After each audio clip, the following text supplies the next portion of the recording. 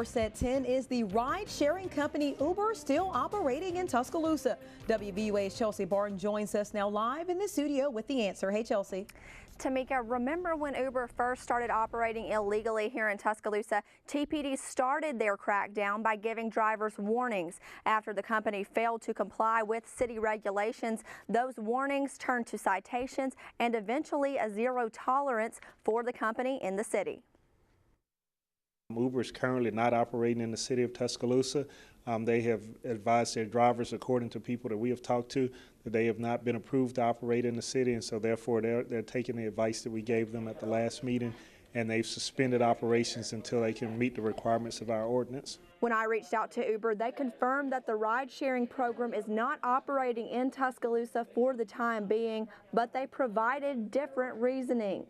Uber continues to be available in over 220 cities around the world, moving folks safely and reliably around town. At this time, demand greatly exceeds supply in Tuscaloosa. Police Chief Steve Anderson wants to stress that the city is not opposed to Uber operating here. The mayor has said from day one that he embraces the new idea and the new technology that they bring to the table and thinks that it would be good for the city. The only thing we need them to do is comply with the rules and regulations so that they make a safe transportation option for people living here in the city of Tuscaloosa and people visiting our city.